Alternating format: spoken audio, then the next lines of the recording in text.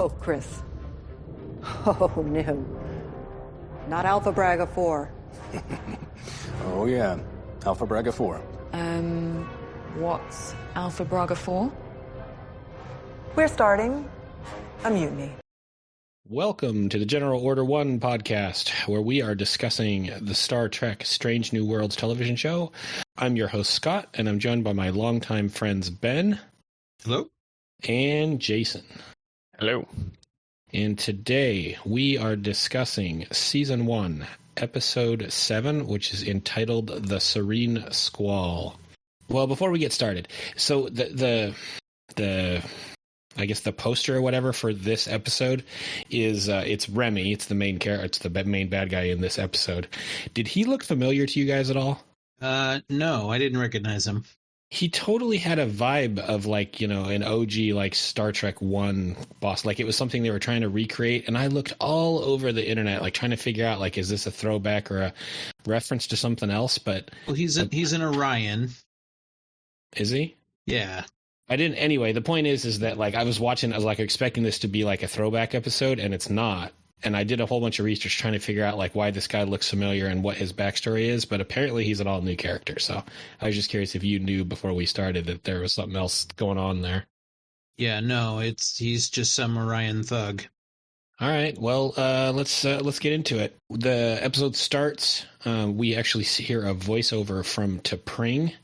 And she is at a criminal retreat center, a Vulcan criminal retreat center. And I'm not even going to attempt to pronounce the name because it is crazy. Ankit-Shan or something like that. And she is sort of walking, you know, they're outdoors and she's with probably 4 or 5 Vulcans and they're painting. So it looks kind of like she's at a painting class. Yeah, so the hardened criminals on Vulcan just need a little art therapy and everything's cool. Yeah, and so basically, if you remember from the last episode, T'Pring mentions that she is essentially like a therapist. She works with criminals and attempts to rehabilitate them. She makes mention that she is trying to get these hardened criminals to abandon their ways of emotion and come back to the ways of logic. And she says that emotions lead to thievery, abuse, and even murder. So I thought it was interesting that they're using paint therapy. Like this is how they're rehabilitating these murderers. But it got me thinking, you know, because Vulcans are so incredibly logical. I mean, that's like their whole premise, right? Like, so what do they do for fun, right? There's no, you know, you don't play a game if you're logical. Logarithms. Yeah, right. So that's exactly what I'm thinking. Like the only thing you could play chess because it's an extremely logical game. You could study math all day long. You know, in some sense, like painting is like the most fringe, but you know, still in that logical mindset of, you know, trying to create something. Yeah, I mean, in the original series, we see Spock playing a lot of the 3-dimensional chess that they have. We also see him playing some kind of like a lyre or some kind of stringed instrument that he plays a couple times. So they've got ways of expressing themselves, but they're not party people, that's for sure. For bonus points, do you remember the Vulcan strategy game that they play on Voyager? Oh, dear God, no. I only know because I'm watching it right now. They play Calto. It's like they look like nails and you have to like align them in like a geodesic form. It's very Vulcan. You know, we get a sense here, you know, T'Pring is talking about how emotions lead to all these horrible things. Yeah, it's got to be pretty tough for the Vulcans to hang out with humans. So it's no wonder they kind of hold us in always a slight state of contempt. Right. Because, yeah, I mean, humans represent everything they think is horrible and evil and terrible. So they're doing a pretty good job of looking past their biases with us, all things considered. Yeah, that is true. T'Pring mentions that she's having a hard time making time for her relationship with Spock, but she has set some time aside to try and connect with him. So she's actually on, you know, a voice call with him, or a video call with him, and she says that I've been working on spicing up our relationship, and she's been researching human sexuality, and Spock like winces, and he almost like spits out his wine, like it was the most like offensive thing like she could have said, like, But he's shook. Yeah. He is speechless. So she's taking it upon herself, because she's full Vulcan, and again, Spock is half Vulcan, half human. So she's taking it on herself to learn more about his culture and trying to connect with him on a new level. And apparently, she's been reading the Kama Sutra or whatever it is that she's doing. She's all in. She lists 3 books actually that are like real books. Tropic of Cancer, which is like supposedly more focused on male sex. The Fear of Flying, which is a novel by Erica Jong, which is controversial for portraying female sexuality and development of second wave feminism. But she lands on a happy medium of The Argonauts, a book by Maggie Nelson, published in 2015. So these are real books she's apparently interesting reading. It's Spock says that he hasn't read any of the books. He's sort of trying to change the subject, like he's clearly uncomfortable. And T'Pring says, perhaps we should read some of these texts together. And Spock just says, as you wish. He's just he's like clearly very uncomfortable about this whole thing. I think we as human males are meant to very much identify with Spock in this scene. Here, let's read this self-help book together is I think horrifying. Oh for gosh, any that is species. terrible. Right? Is there any other is T'Pring like a character in the OG series or she is. Okay, right. Because in this episode they're definitely kind of like presenting some split with them, especially at the very end. There's just a bit of a dishonesty that happens, so it seems like they're trying to create some division or something. We're making some drama. I mean, so she is in the original series, but she's way more fleshed out even already in this show than she ever was in the original series. She's I believe only appears in one episode. He was very much just an ancillary character in the original. She shows up in it's like, oh, by the way, Spock's married and we got to go back to Vulcan. And he's never mentioned her before. Right. They're like, wait, like what? You're married? When did this happen? He's like, oh, I've always been married. Yeah. They're just like, none of them have even heard about this. And then they end up going back to Vulcan. So, well, she obviously means a lot to him in the future episodes. Yeah, absolutely. The next thing we see, it cuts to the Chapel and Spock walking in the hallway of the Enterprise, and he has gone back to Chapel and is essentially asking her for more relationship advice. And she kind of cautions him. She's like, well, hang on, last time I gave you advice, it didn't go so well. Are you sure? And, Spock mentions that he's still struggling with his, and I use the quotation fingers here, he says his divergent cultures, because his human side is leading him one way and his Vulcan side is leading him another way. And clearly T'Pring is coming on very strong, and it's making him uncomfortable, so to speak. He mentions that she's researching human sexuality and how that makes him uncomfortable, which is a really weird thing to be talking to your coworkers about, but hey, whatever. Yeah, except that's not what this is. I mean, again, we see that he needs advice and to confide in someone, and he makes a beeline straight for Nurse Chapel. Yeah. He clearly holds her in very high regard. He's got feelings for her. He is not letting on. I don't think he realizes it. Yeah. Nurse Chapel's line is, Spock, are you telling me your girlfriend is moving too fast for you? Because he just doesn't know how to process all this new information. I think he just likes that she breaks his balls. Like yeah, okay, all right. I mean, frankly, she's got spunk, and she doesn't, she just tells it like it is, and she's very direct, but she doesn't take him seriously at all. I think Spock needs a little bit of that. Everybody sees him as this super, serious and logical person, and they don't really treat him like they don't treat him like a human, and she does. She says many times she likes Vulcans because like they're brutally honest, and she just appreciates his like kind of honest, straightforward approach, I guess. I don't know.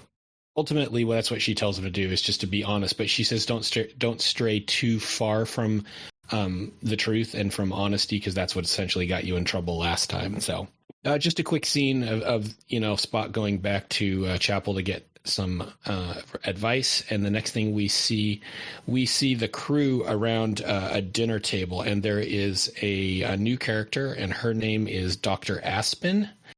And it's worth noting, and I forget who does it. I think one of the characters introduces Dr. Aspen. I think it's Ortegas, and she refers to them as they. So she does not. So it's not pronounced, but there's a throwaway line about essentially pronouns. Yeah. And I thought that was kind of interesting that it was so quick. And I actually looked up the actress that plays Dr. Aspen, and she is an award-winning LGBTQ and trans actress. So I didn't even realize that until the second time I watched the episode. So is the actress she or they? I think she's a she.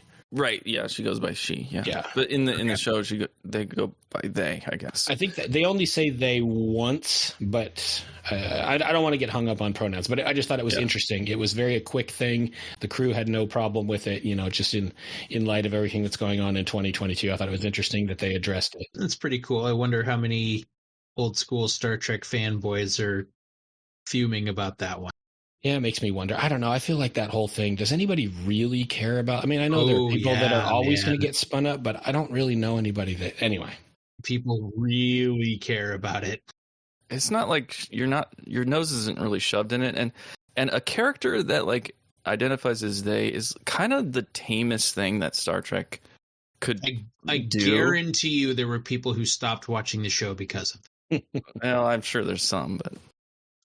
Well, to get back to the plot, the Enterprise is on the edge of non-Federation space. So they are at the very, very edge of what the Federation, the lines of what they have jurisdiction in. And they mentioned that there were some colonial ships out here that appeared to have lost power. There were 3 ships, and they are going to go investigate and see if they can, perhaps rescue these colonists or figure out what happened to them.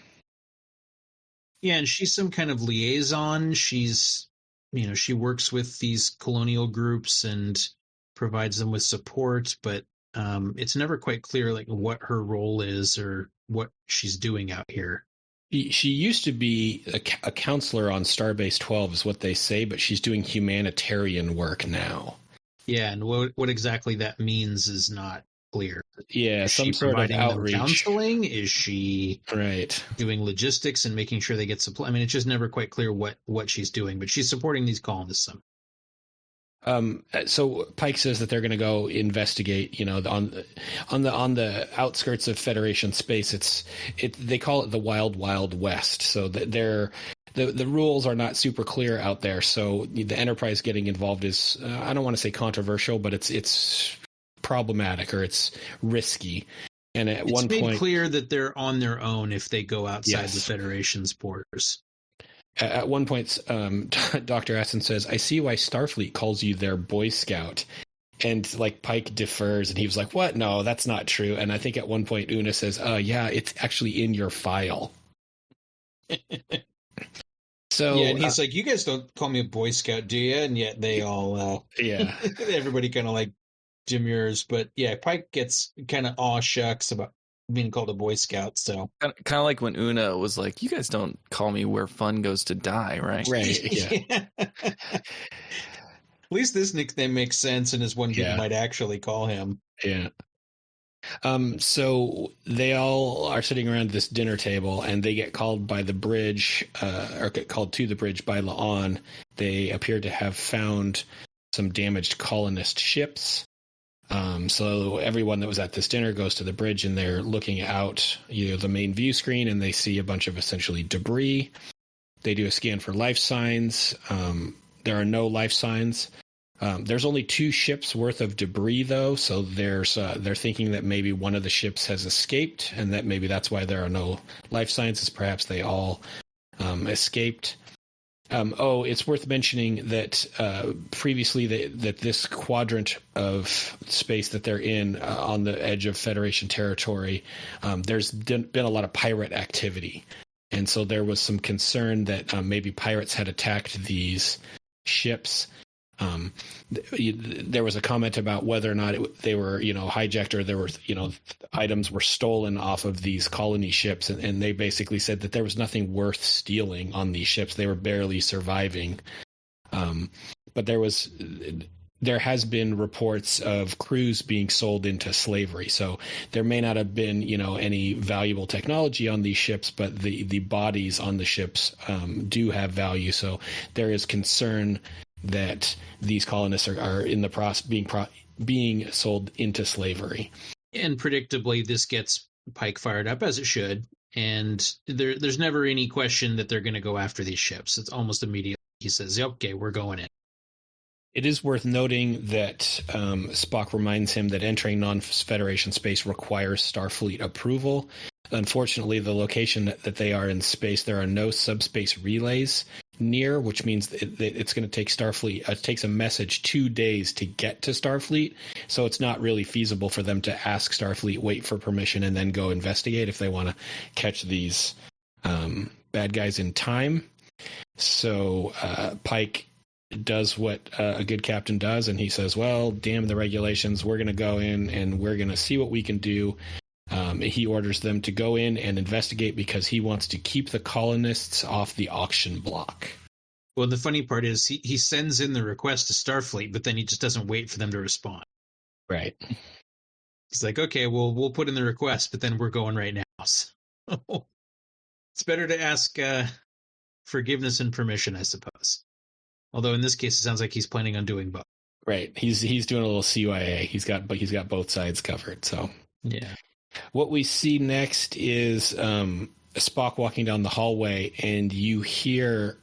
He's walking down just a regular hallway, and there's other crew members passing him on both sides, and you hear like this crazy loud rock music like out in the hall, and he knocks on the door, hits the doorbell for the door, and it's it's Dr. Aspen's cabin. Yeah, and I'm not sure how she heard the doorbell. Because it was crazy that music loud, is right? insanely loud, but somehow she hears him immediately answers. So I think he makes some sort of comment about why you like loud music or something to that effect, and she was like, oh yeah, I used to do a lot of club hopping during my academy days. So she's apparently like a raver or something. I did note that she's wearing a belly shirt and she's flashing her belly button. So I guess it's not. Well, I guess if she said she went to the academy, she has something to do in Starfleet. So she is in Starfleet. She's in Starfleet, but now has left. So she's a civilian. Okay. She can, wear whatever. But yeah, it's a little bit racy as far as Star Trek costumes go. She has a very non-standard Starfleet uniform. Yeah, I do mean a little bit racy. It's not really at all, but considering it's just her flashing her belt. Yeah. Briefly, Spock and Dr. Aspen discuss Kolinar, which is the Vulcan. I guess it's a ritual where the Vulcans essentially, because Vulcans are not born entirely logical, they are born with some emotions. But there is what I took away from this is there's some sort of like a puberty style of ceremony where you swear off your emotions. Yeah, it's their logic bar mitzvah. Yeah, there you go. Well, she says he hasn't done it, and he hasn't snipped his emotions yet. So it's kind of like a emotional vasectomy. There you go. Spock's line is, Kolinar offers clarity, an ability to see oneself without bias. I very much look forward to mine. So it's really just the Vulcan way to fully embrace logic as your primary faceted life and put more of the emotions behind you. But I guess it is worth pointing. I mean, I don't know, how old is Spock supposed to be in this? Probably like mid-20s? Something like that. And he has not had a Kolinar yet, so who knows? We see, as the Enterprise continues to investigate this asteroid field where the debris was found, they get a distress signal deeper in this asteroid field, but they are worried that it might be a pirate trap. So they are on. I'm not on red alert. I was going to say they're on high alert. They are definitely being very cautious. So Pike orders Ortegas, but again he calls her Erica. He calls her by her first name, not by which just feels weird to me, being on, a formal and bridge like that. I don't recall where it happens in the episode, but there's a point in the episode where, again, it's during, they're on duty, they're on the bridge doing whatever. It's not like they're in someone's quarters, and someone refers to Captain Pike as Chris. So yeah, this crew is very, very informal.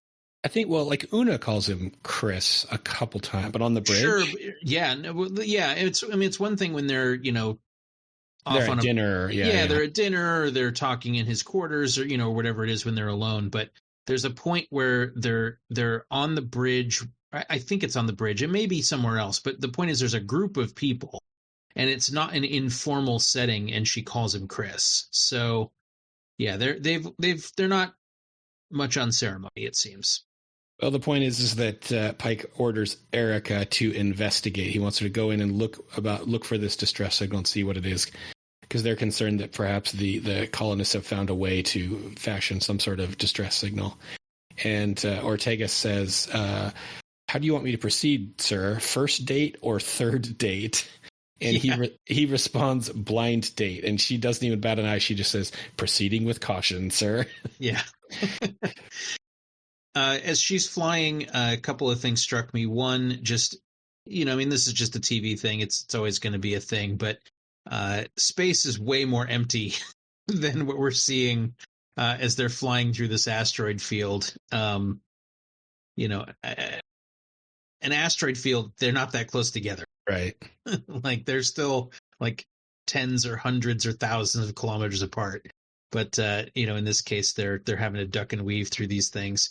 And the other piece is we get a little glimpse of the interface she has for steering the Enterprise, which is something that's been kind of, historically Star Trek shows have really not given us a good look at the controls for anything, just because why bother? Then now you've got all these details you have to stick with, and if you don't do it the same way, next time us nerds are going to call you out that, oh, well, that button did something else in episode 23G, So they generally just kind of hand wave how the Enterprise is operated. But we actually see kind of over her shoulder from Pike's view how she's steering, and she's got it's a touch interface, and it's kind of like a circular interface where she's got her fingers on it, and she's positioning them to kind of steer the ship one way or another. And so it was kind of cool that we got to see that. But at the same time, I was thinking that's a terrible interface for controlling the ship in 3 dimensions. If give her a joystick or a gamepad or something. I told Roland that several times. The one thing you never see in any Star Trek interface ever is a mouse, right? Like, yeah, if they're always like using their fingers to, right, which is fine, but they're just not precise enough. Like if you need to, really feather touch, right, something or move things around, it's just trying to do it with your hands. There's a reason they haven't developed hand interfaces yet. Yeah, the only exception is in Star Trek Insurrection, one of the TNG movies, where they have to go do this complicated maneuver, and Riker's in command, and he gives I can't remember what the command is, but he gives the computer some command, and this whole console shoots out of the floor with a joystick on top of it. I remember that because I had that joystick for my computer. I remember going, dude, I totally have that. And it's just it's just like an old flight stick that right. he uses, and it comes off so silly and stupid in the moment in the movie. But when you think about it, you're like, yeah, if you needed to do these precision maneuvers, you'd want something like that. So. Right. That's what fighter pilots have, right? Right. F1 race cars, right? That's all high tech. Yeah. Anyway, so the Enterprise proceeds into this asteroid field, and ultimately what ends up happening is a laser net essentially is... What? You don't want to talk about the interface for the helm controls anymore? Well, we could be here for 3 hours talking just about helm controls. We got to get it back on track. Okay. Let's do a special, a special episode at the end of the season just about the helm controls. It's just about helm controls? All right, I'm on board. Okay. I might be out on that one. I'll have to check my schedule. All right. LaserNet captures the Enterprise, and it is slowly shrinking. It's essentially going to crush the Enterprise. It's a long, drawn-out scene. Ultimately, they determine that they have to shoot one of the asteroids, the main asteroid, to get the thing, to not cause a chain reaction. when I first saw this net come out, I thought we were going to be dealing with the Tholians. Oh, that's a good race point. from the Yes. from the original series who make this like energy web that captures the Enterprise. So that was my first thought when that showed up. But I don't know, maybe it was just an homage or something. Ultimately, it comes down to a decision they have to guess, because the ship is going to get crushed. Which one is the main asteroid? It comes down to two. Pike tells Spock to go with his gut and just shoot whatever asteroid he feels like, because they don't have a whole lot of time to study this, and otherwise the whole Enterprise is going to get destroyed. Obviously, Spock shoots the right one, the net collapses, and they are good to go. He's very reluctant to do that. He is, yes, and that's what happens in the next scene. So the next scene we see Spock in his quarters, kind of studying or reading, I can't remember, and Dr. Aspen arrives, and she offers to talk to him and give him some help on going with his gut. She said, clearly that was very difficult for you, and you looked very uncomfortable when you did it. And so she just kind of talks, wants to give him a little counseling, because again, that's her background. She was a counselor before she became a humanitarian, and so she's trying to help him, deal with this confusion that he had. She gives him some decent advice. Yeah. At one point, she says, well, maybe you're neither human nor a Vulcan. She really is kind of, what I took away from the scene, I kind of felt like she was kind of poking at him.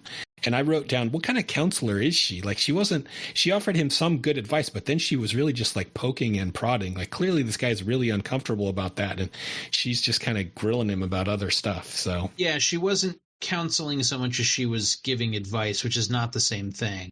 Right. She wasn't just listening to him and kind of, giving some feedback. She was kind of driving the conversation. But I mean, she makes a good point. She's like, hey, you don't have to be just a Vulcan or just a human. You can be something else. You get the subtext there, right? What's up? No, I don't. Can you elaborate? Being non-binary, like not forcing yourself into a preset social expectation. So it's like, I think it's a bit of a... I didn't put that together at all, but now that you mentioned that, yeah. I think you're absolutely right. That's a really good point. I'm with Ben. I did not put two and two together. Good job, Jason.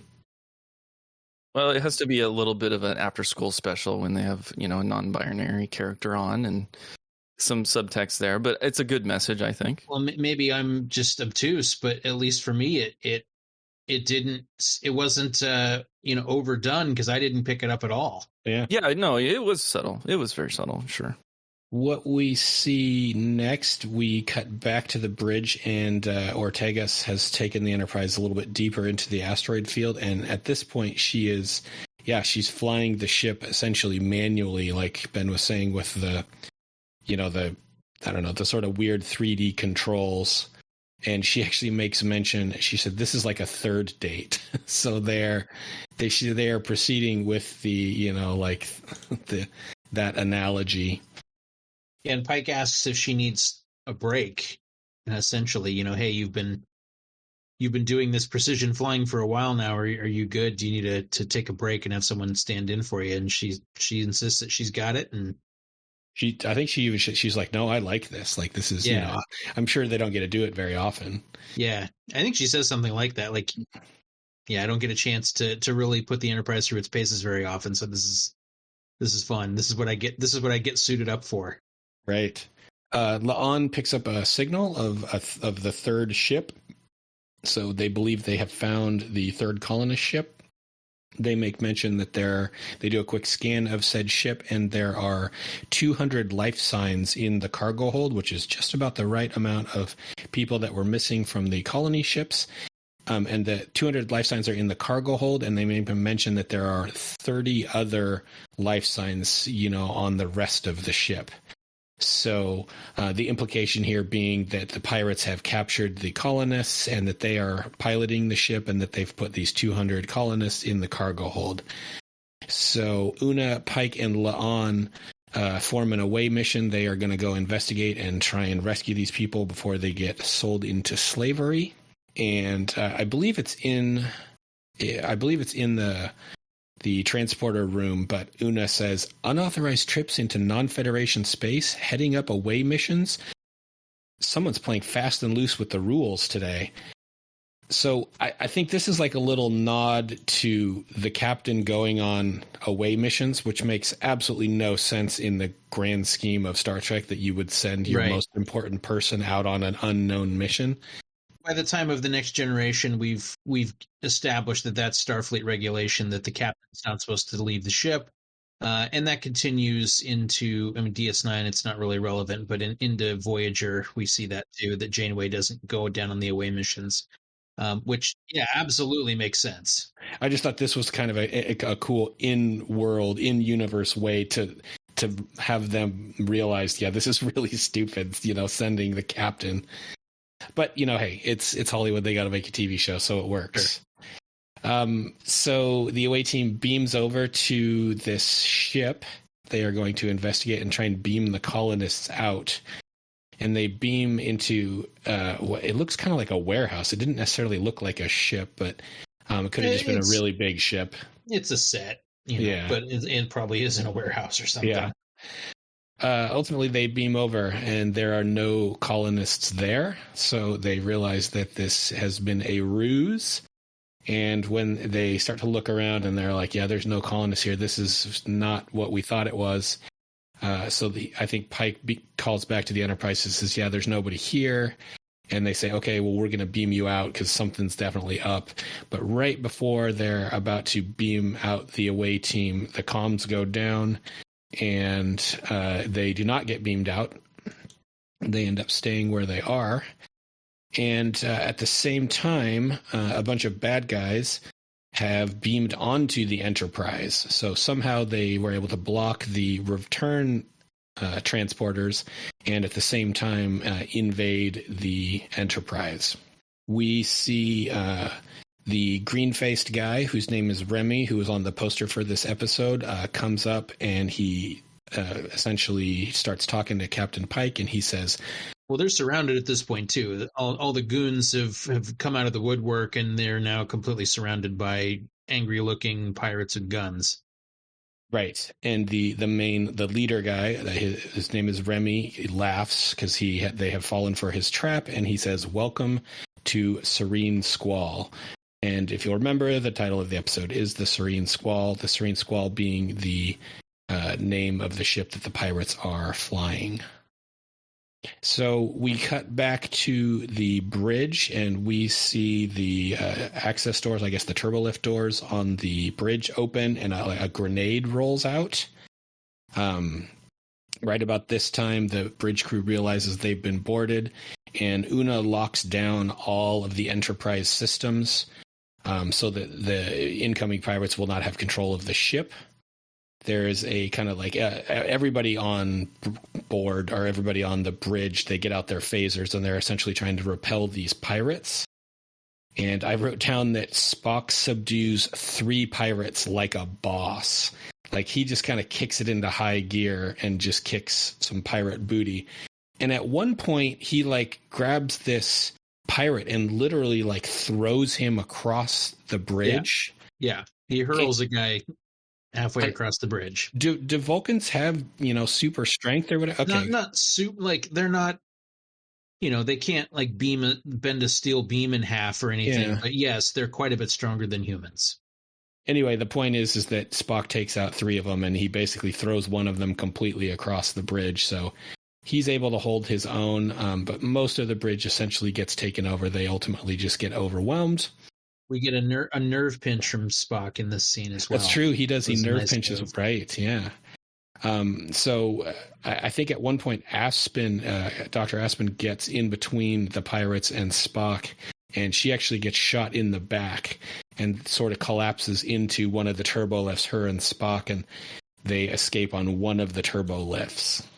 Yeah. And, through this whole scene, my main thought was, maybe the crew of the Enterprise at this point is much smaller than we're used to, but they take over the ship really, really easily with presumably a fairly small number of people. Yeah, that's true. You never do see a ton of pirates. You only get the impression it's like, 30 or 40 pirates, maybe. Yeah, and there's supposed to be at least a couple hundred people in the Enterprise. So, yeah, the logistics here didn't really add up. But Yeah, that was kind of my thought too. I actually looked up like how many people are on the Enterprise, and it's like around 200. Some say like 400 or something like that. So, yeah, I was like questioning how easily they took it over. Well, I know in Voyager, Voyager has, I think it was a crew of like 160 people. yeah, well, Voyager's a much smaller ship. But how many people were on the TNG Enterprise? Oh, like 1,000. That's what I thought, right? Yeah. Okay. It was okay. I want to know, where's Luan through all this? That's a good point. I mean, this is her job, and we know she's got training. Yeah, it never cuts to her. Yeah, her next performance review is going to be uncomfortable. That's true, right? Wait, she didn't go down with Pike, or did she? No, she's not in this episode at all. Oh, weird. No, La'an is in this episode. She's got a couple of voiceovers, but she's not. Oh, does she? Right. Okay. Yeah. Huh. Anyway. Well, she's so effective, I completely forgot she was in the episode. Right. So we cut back to Remy, and they have, and the pirates have Pike essentially tied up to a chair, and they're essentially beating him up. They are attempting to get the Enterprise lockdown codes. They want to get control of the ship so that they can take it, and salvage it, or take it and sell it, or do whatever. And not just like they are pummeling Pike in the face repeatedly. With really no sign of damage, like it's Anson Mount. You want him to look good, you're not gonna get him too beat up. But I feel like the damage to his face would be significant, considering the number of full-on punches to the face we see him take. Ultimately, Remy has a good line. He says, whatever you're going to do, I want to punch him last because I want to wreck that great jawline. So like even Remy acknowledges that this guy has a good looking jawline. Ultimately, I think Remy is eating some food, and I think he spits it on Pike's face, and even Pike goes, "Oh, that's gross. You eat that stuff?" Yeah. And so Pike, throughout this whole thing is rather unflappable, even though he's getting the crap kicked out of him. And he says, "I'll tell you what, let's discuss." He doesn't even look nervous. Like he is completely in his element, cracking jokes, and he's super Although charming. I guess he knows he's not going to die.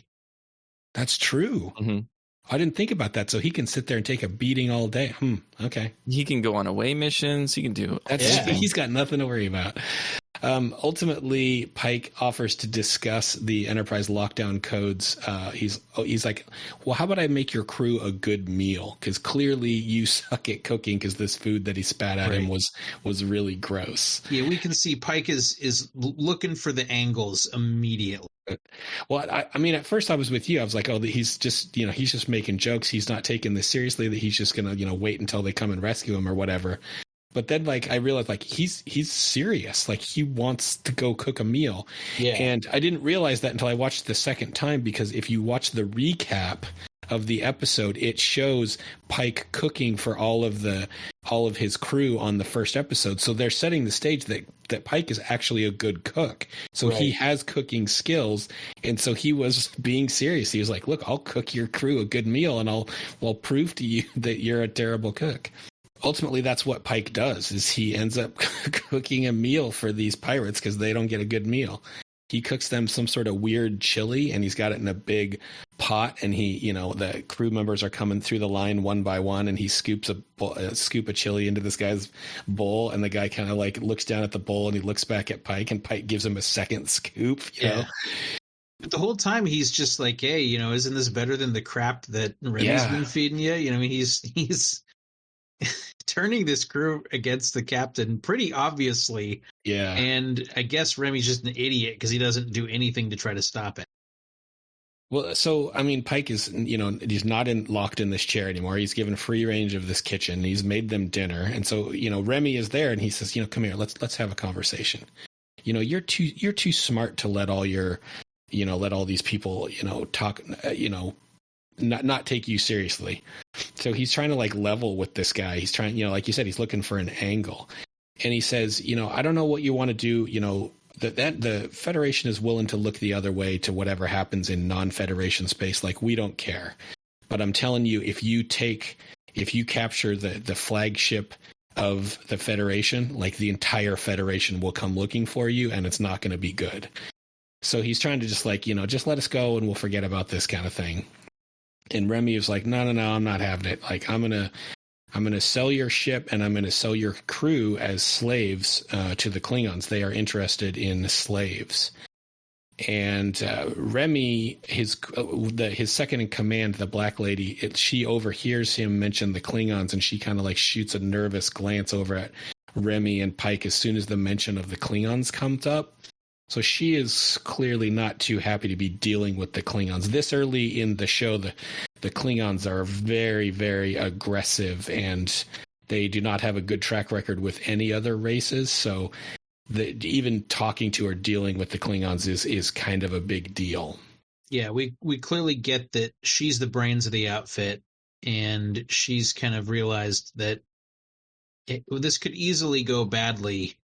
If we go to the Klingons, yeah, maybe we'll make some money, but they could turn on us and just kill everybody. Well, that's not quite how I got it. I got, what we learn later is we learn Remy is, there's a reason he's not a very good captain. He's not a very good leader. He's not super smart. And so like some crew, and especially this lady, picks up on his decision making and starts questioning him, because we learn, spoiler, he's not the real captain. So, well, let's get to that. So we cut back to the Enterprise, which is still mid ambush, I suppose you can call it, and we see Chapel in the hallway, and she is over on one of the walls on one of the access panels. She's attempting to send an SOS, but she's having a hard time. I don't know if it's because the ship's in lockdown or because she's a doctor and she's system because everything's locked out. At one point, she gets two pirates sneak up behind her, and they tell her to hold, put your hands up, and she does. And I took note that when she puts her hands up, one of her hands has the weird kind of tattoos on the insides of her fingers, and her other hand has kind of like a black line tattoo, like at her wrist, kind of like a bracelet. And I'm pretty sure those are tattoos on the actress. They are not tattoos that I would assume a doctor would have. It wasn't really, part of the plot or anything. It was just interesting that I noted that because I hadn't seen her hands before. So I don't know if that'll come up in the future, but I think perhaps that actress has tattoos on her hands. Anyway, the pirates come up behind her and they're going to, handcuff her or whatever. And she whips around on the main pirate, and she hyposprays him and knocks him out. And the other guy sees that and starts to raise his gun to take her out. And she just like straight on like dive tackles him and knocks this guy down on the floor. And then there's, she kind of scrambles for her hypospray, but she ultimately like hyposprays the second guy too and knocks both of them. Well, there's a great moment where the guy's gun goes flying and her hyperspray goes flying. And that's what she goes for. She's got her choice of trying to dive for the gun or dive for the hypospray. She goes for the hypospray, gets it, and then knocks the guy out. So we see her medical training kick into gear here. She doesn't even think about going for the gun. Oh, I didn't even think about that. That's a good point. Yeah, good call. We see Spock and Aspen in sickbay because they have escaped off the turbo lift from the bridge. Spock gives her a hypospray of, I assume ibuprofen or whatever. And he basically says, you were shot by a phaser on stun, so it's not going to kill you, but you'll probably be sore for a little while. Aspen asks Spock about the escape pods. She was like, this ship is getting overrun. I've seen what these pirates can do. We need to get out of here. It is not worth fighting. Like, we cannot. She says you don't want to get captured by these guys. Yes. Which, again, like you said, even if this has a small crew, this has a crew of, let's just say it's 120, 130, which would be small for a ship this size. Again, there's only 30, maybe 40 pirates top. So you're outnumbering them 3-1. Like, I don't know. It's not clear. Like, did they have some amazing technology? Like, how are they so powerful? But drop on the away team. And so, they took out some of your leadership, but yeah, you really should be able to fight this off. Spock says, because Aspen wants to find the escape pods, Spock says, abandoning a ship as powerful as the Enterprise to criminals is not an acceptable option. So he doesn't even entertain trying to go to the escape pods. He's not going to leave the Enterprise to criminals like this. The implication being, and we've certainly seen it in other Star Trek, is that if it really comes down to it, of the Enterprise ending up in bad guy hands, they will initiate the self-destruct, and that's, if all the crew has to go down, it's better than giving your flagship to the enemy, essentially. That was another thing I was thinking about as I was watching this is, it's like, they could have maybe gotten out of the whole plot hole with how did these guys take over the ship with, well, they've got a lot of the bridge crew held hostage right now.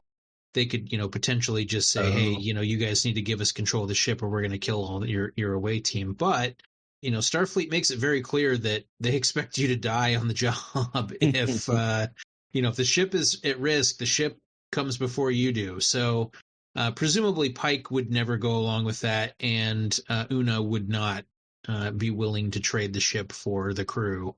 Dr. Aspen makes mention that her husband was a Vulcan and that he had skipped his Kolinar, so he still had his emotions intact.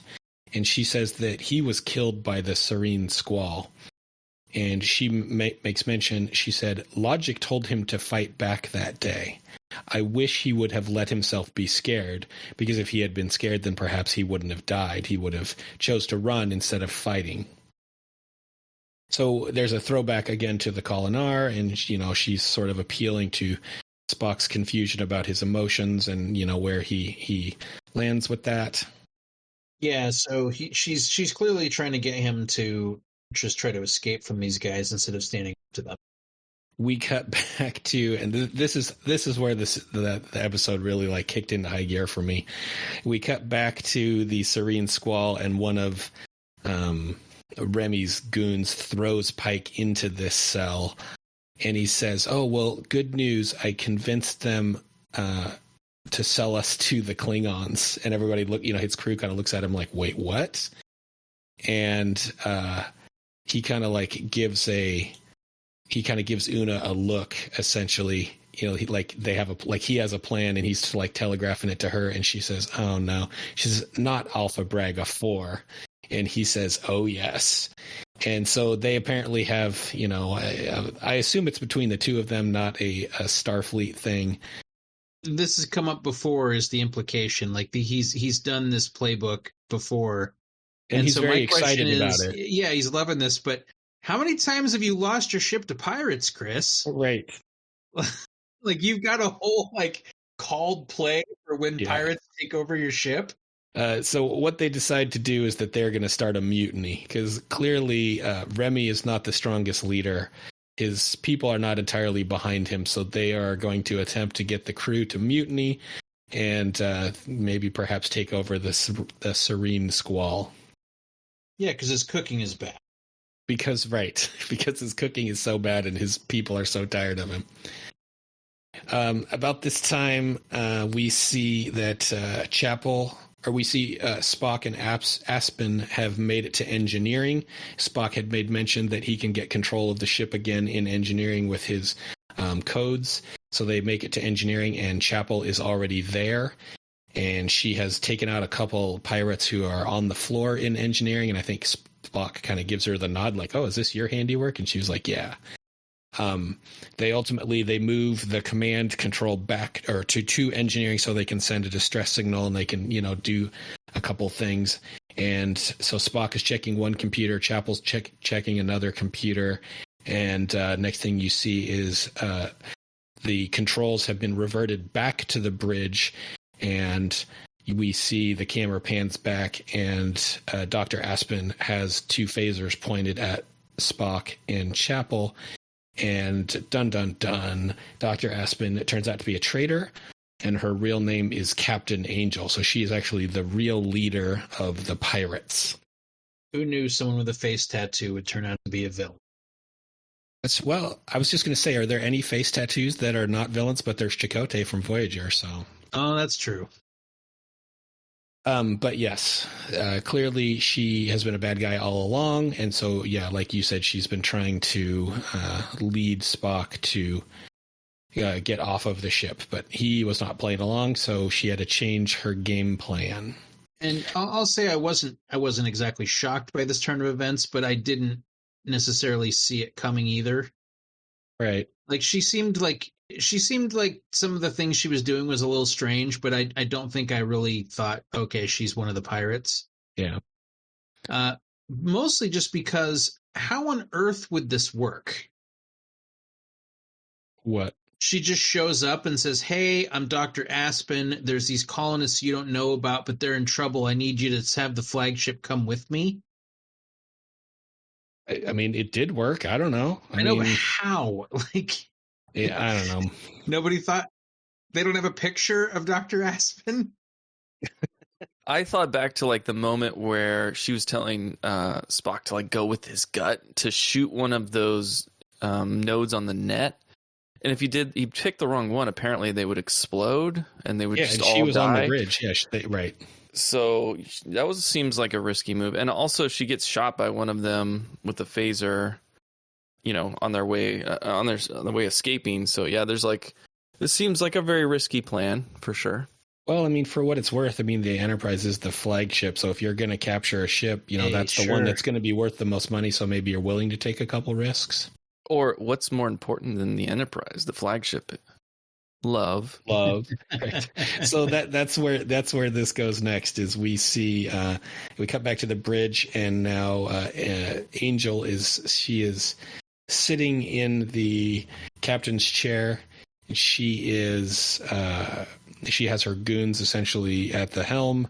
She says, "Let's test out the phasers," and she shoots all the phasers, and she goes, "Ooh, this is fun."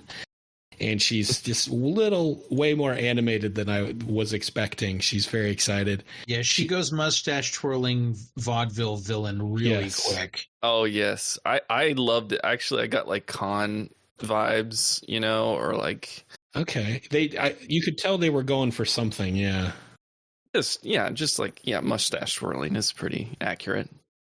I think it goes without saying, but Angel says that the colonists were imaginary. They never existed. The whole thing was a trap. So they do verbally say that there never were any colonists. So there's no risk of anyone getting killed or getting left behind. Ultimately, she calls, rather than calling the Klingons or rather than calling, somebody to come and take the Enterprise, she calls T'Pring, who is again at her painting class, and she says, "Hey, I want to do a prisoner trade. I have your fiance Spock, and you have a Vulcan that I want, and his name is Zavarius." So she proceeds to tell T'Pring that she needs to negotiate a trade with, her, I don't know, what was it, with whatever her friend, whatever the criminal retreat center, like you need to go to the top and we need to do this trade or I'm going to kill your husband. And she was like, well, I can't do that because that would disgrace my family and I would lose my job and blah, blah, blah, and all you have is my husband or my fiance. And, Angel said something to the effect of, yeah, but you're bonded to him for life. You essentially have to make this trade. So she's appealing to her emotionally, about this is your fiance and you really need to do something about that. And Spock says, "Oh, I don't think that's going to work because Vulcans she's never going to. Yeah, she'll never go for this. She's going to be driven by logic, and she's not going to go for what you're proposing." And Angel says, "Oh, I think she will." And it turns out Angel's right. So yeah, T'Pring's a little more ruled by her emotions than she likes to pretend, apparently. Angel's line is, "Seriously, I've been using emotions to sway you all day." She was like, and then she does that fake cry voice where she's like, "Oh, the poor colonists," and she basically points out that she's been, leading Spock around all day because of his emotions. Yeah, the way she reacts to when T'Pring says, "Oh, like intimidation won't work on me," she seems like to have like disdain for that. She seems so annoyed and disrespectful. Oh, right, sure, you guys are totally logical. So there's a very There's a Just sticking point for contempt her. Yeah. for the Vulcan logic for sure. Right. We see, we cut back to the Serene Squall, and they, Pike and crew are in the jail, the brig. I mean, it kind of looks like a jail cell. It doesn't look much like a regular Star Trek brig with a laser door. Yeah, just a fenced-in area of the cargo hold. Yeah, and we hear over the loudspeakers of the Serene Squall Remy saying that they are preparing to meet the Klingons. So again, the implication being that they're going to sell them into slavery.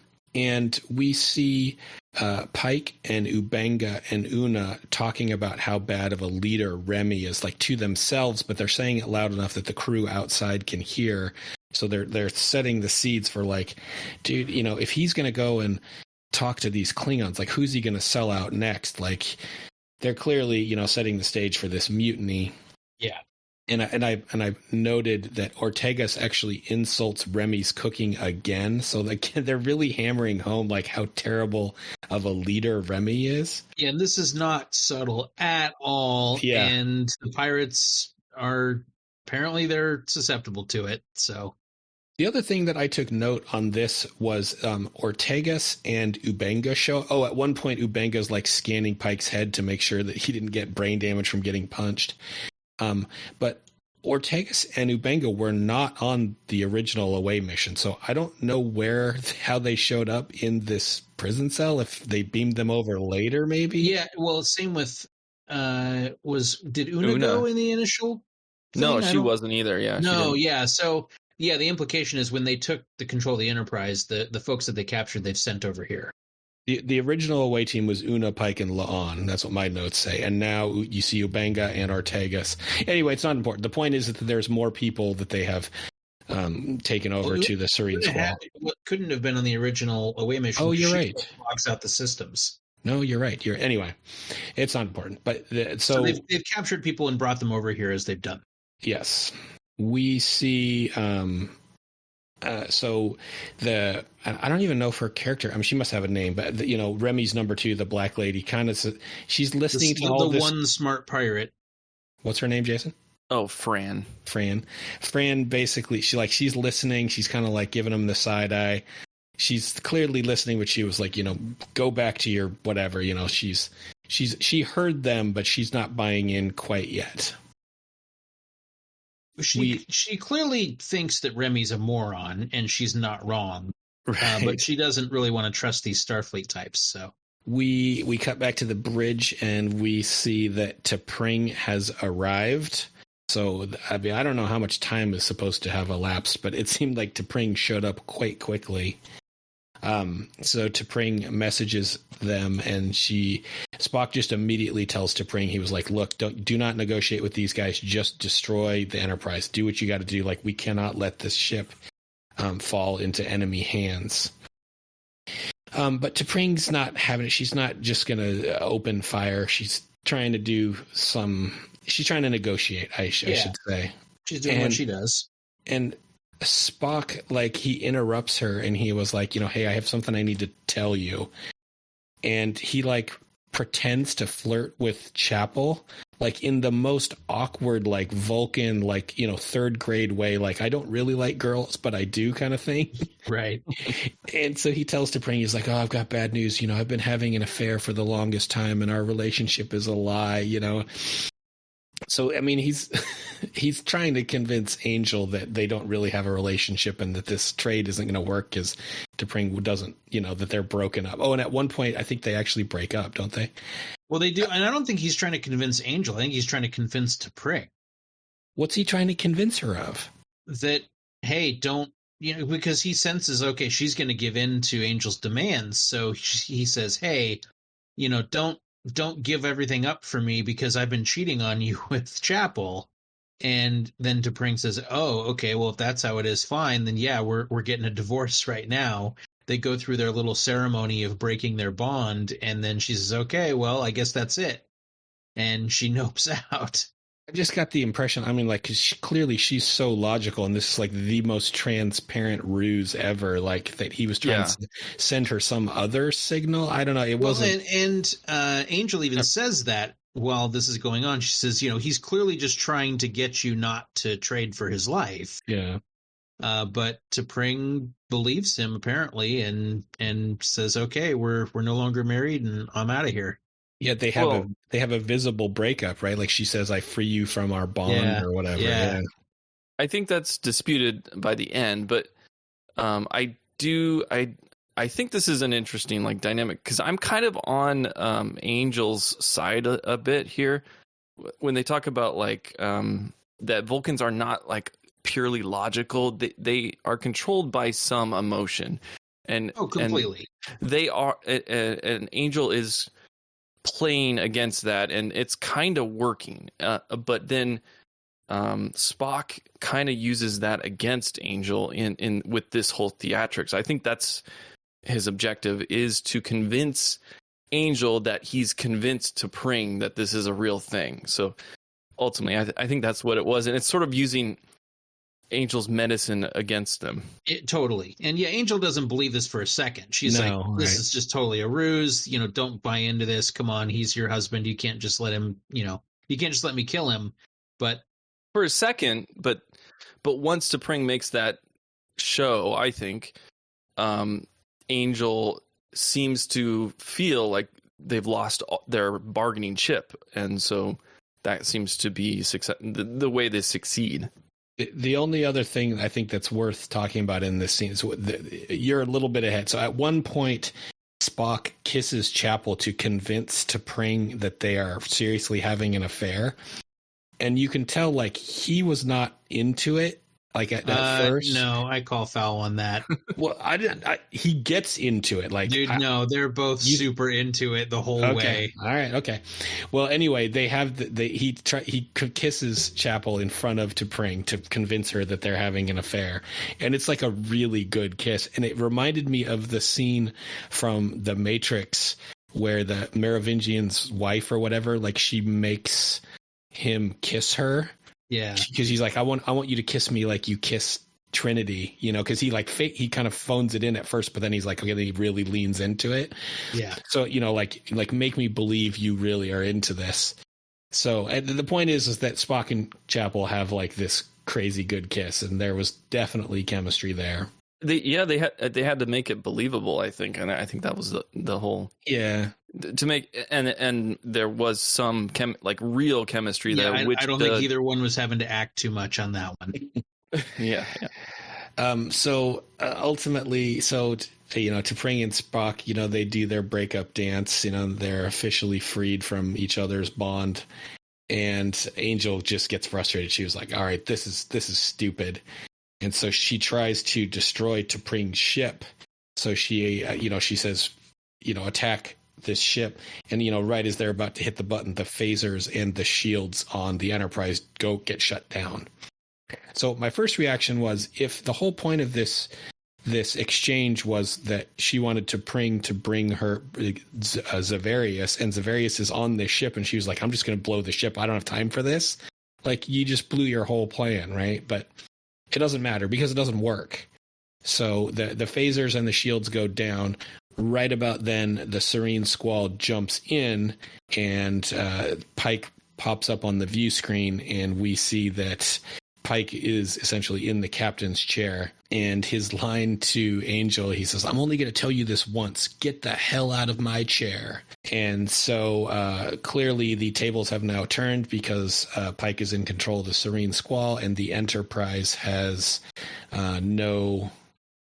they at least have no phasers and no shield. So I assume they don't have propulsion either. He asks Erica to, basically take out their impulse thrusters, but gently. But gently. And she hits it a little harder than intended, and gets this like wide-eyed look on her face. She's just done some not crazy damage, but she's hurt the Enterprise. Yeah, I think Ortega's, she does a little bit of damage, and her response is, what does firing gently even mean? Like, how do you fire gently on a ship? I think we skip past it, but I think it's kind of implied. So Pike having control of the Serene Squall, him being a Starfleet captain, he would have the ability to take remote control of his own ship. So that's what has happened here, is that Pike has issued remote commands to the Enterprise to shut itself down so that he can take it back over. None of that is shown. It all happens off screen, but I just want to be clear that that's probably what they were intending. Yeah, they say at some point that he used his command codes remotely to lock the systems out. So right about now, Angel realizes that she doesn't have any chance to get out of this because the ship is shut down and Pike has her ship. So she has kind of like this necklace thing on, and she, I don't know, reaches down and twists the necklace or hits a button on the necklace, and ultimately she is beamed off of the bridge and onto I assume it was like a little shuttle that was waiting, hiding behind one of the asteroids. Yep. So she makes an escape. The rest of the pirates are stuck on the Enterprise, and they are forced to surrender. So the Enterprise now has 40-odd pirates under lock and key in the brig. We see Pike back on the bridge, and he does it's so cheesy, but I loved it so much. He imitates like a really bad pirate voice, and he's like, make them walk the plank, because they're pirates. Like, he just kind of leans into it, like he's having fun with it, like he was having fun making fun of Remy's cooking earlier, right? It's Captain Pike telling dad jokes to the crew, basically. I was totally on board for it. Yeah, the crew is not having it. Una says something like, all right, that's enough. No more pirate jokes. So we see T'Pring and Spock are now in his quarters, and he's essentially apologizing to her for having to, he tells her like, I didn't really have feelings for Chapel, and T'Pring was like, I never believed you could have feelings for Nurse Chapel. Like, I knew it was a ruse all along. Yeah, she's like almost dripping contempt. Like, yeah, I knew you could never love her. At one point, T'Pring says she actually likes his human side because it gives him the passion to sell the kiss. She said, if he had been 100% Vulcan and strictly logical and he had to do that kiss with Chapel, it would have been very bland. I don't know. I really have no idea whether T'Pring really believes this or what she's saying here. I don't know. I couldn't get a read for whether she is fooling herself or really believes this, or is just so blind with her Vulcan logic that she doesn't see what's going on. But I think this is the whole point, is to show some dishonesty now between Spock and T'Pring. The idea that T'Pring says, "Oh, there's no way you could have any feelings for Chapel," obviously is disconcerting to Spock, because maybe he does have some feelings, but I guess it just can't be shared between them, this idea that he could have feelings. And so the fact that this kiss was so convincing has to be explained in her mind as a human thing, a human flaw that was beneficial in that moment, but not real, right? Sure. Yeah, I think deep down they both know what the deal is here, but they're in denial. There's just some miscommunication, just a little bit of division between their characters. I think they're lying to themselves more than they're lying to each other. Yeah, that's probably true. Ultimately, the scene ends with T'Pring and Spock. I think T'Pring says that they should perform a rebonding ritual, which is, it's just code for they want to sexy time. Yeah. They want to have a aggressive cuddle session, as Ben likes to say. And I was thinking about this. There's a lot of implication of people getting it on in this. Like, Spock and T'Pring have at least a couple times. Like, Alora and Pike got it on. Of all the other Star Treks, like, there's not, other than like maybe the holosuites that Quark sells, it's like sex is very off screen, like but not here. That was one thing I did like about DS9, is they didn't make any attempt to hide the implications of the holosuites. Right. They're like, yeah, it's a full on brothel. You can get whatever you want in the holosuites. In Next Generation, they were really cagey about it a couple times. ultimately, yeah, I put down horny Trek. Like this, it's like everybody in New or Strange New Worlds is just getting it on. I mean, there's a pretty famous scene in Next Generation, fairly early on in the show, where they're transporting some ambassador or something who's this very beautiful woman that's playing the character, and she's flirting with Riker hardcore as he's escorting her to her quarters for the the trip they're taking. And then the second he gets out of her quarters, he gets his comm badge and says, Riker to bridge. If anyone needs me, I'll be in holodeck 4 for the next hour. And he just walks off. Like, okay, we all know what's happening here. He's not going there to take a cold shower. But yeah, there's a lot more openly sexual inferences and scenes happening in this show than we've seen in previous Star Treks. It's all, I want to say, romantic. It's not a lot of. It's not just, they're not just having wild space orgies or anything.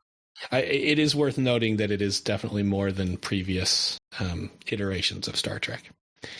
Ultimately, the final scene in the episode, we see Spock and Chapel in sickbay, and Spock wants to give Chapel a chance to talk about her feelings after this kiss.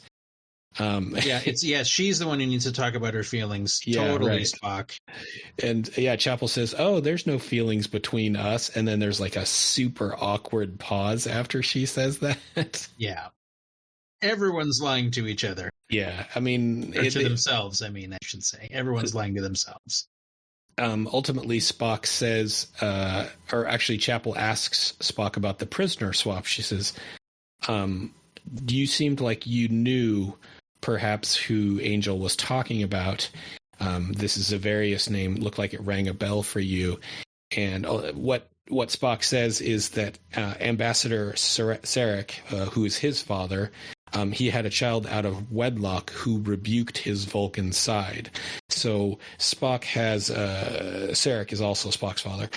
So Spock has a half brother who he believes that's who Angel was attempting to trade for. Spock says that Zavarius is an assumed name. The Vulcan Angel was attempting to free is someone I was told to avoid at all cost. My half brother Cybok.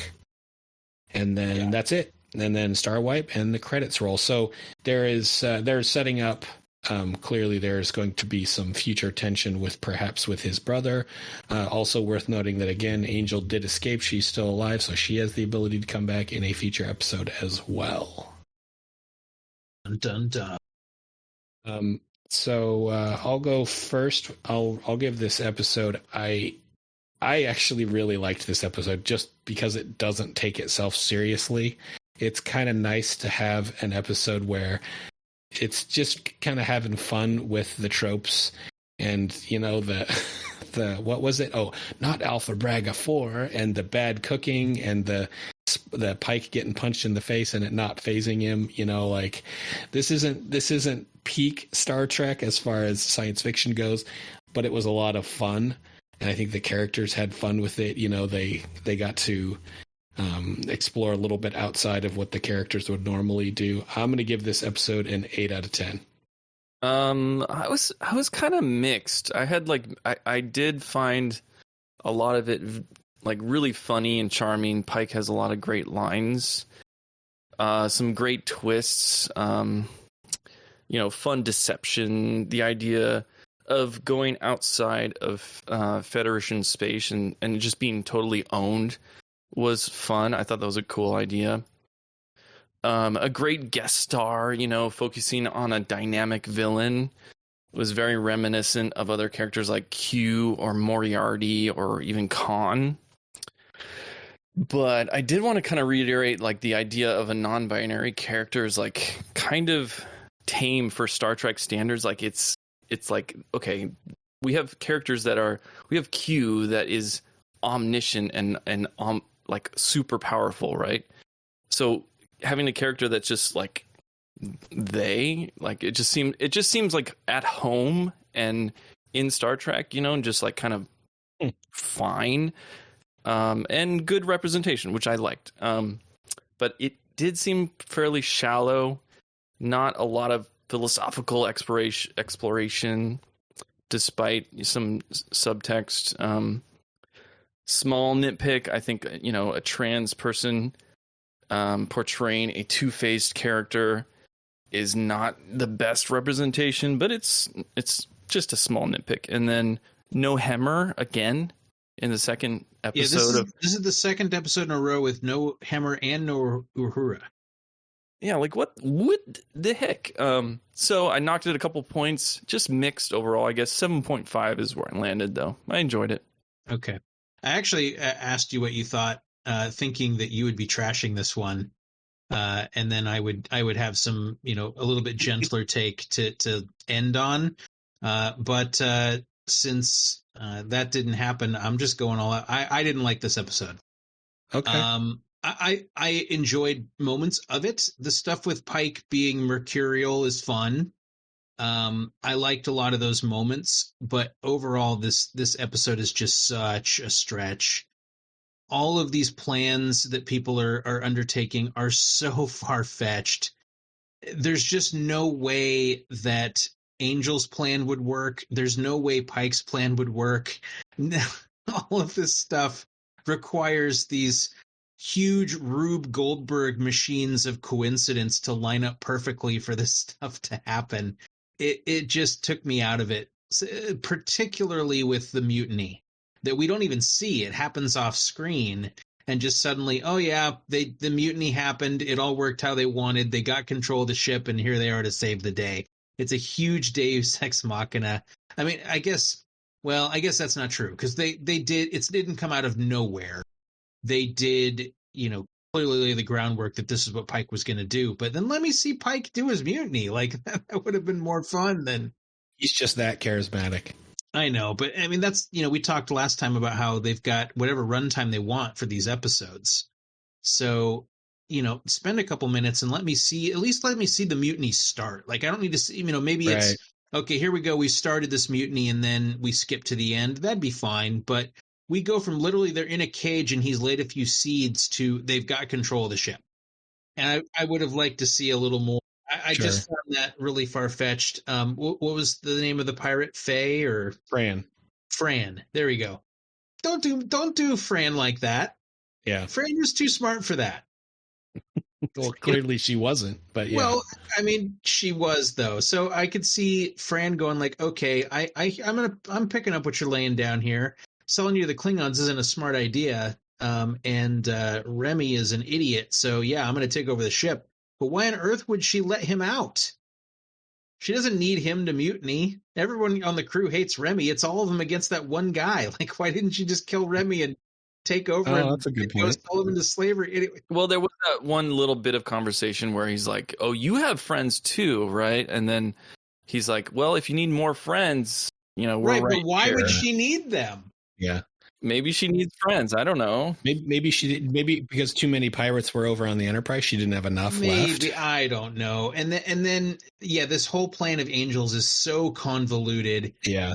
And it starts with her just showing up and going, "Hey, I'm this other person, and I need you to come with me out to the outskirts of the Federation and beyond to save these colonists. I have no proof that they're there. I have no proof I am who I say I am. In fact, I'm trying to take someone's identity, and you could easily verify that I'm not who I'm saying I am." It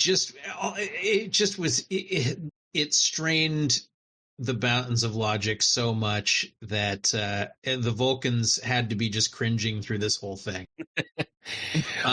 They led them outside of Federation space. Isn't that like pretty significant?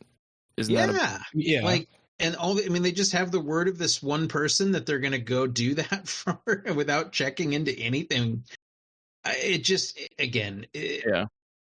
understand that Star Trek is an hour-long episodic show. They're not going to be able to lay the groundwork for everything. Some things you just have to accept. I can get there a lot of the time. But this one had just so many hoops that you had to turn your brain off for, that I was pulled out of it way too much. Again, there's fun moments in the show. I liked a lot of the character interactions here. These are great characters, and it's fun to watch them interact with each other. So I didn't sit there like hating on this the whole time I was watching it. I was having a good time while I was watching the episode. But at the end, when I thought back on it, I'm like, man, that just wasn't very good. I'm going to give this one a 5. Okay. Definitely my least favorite episode so far.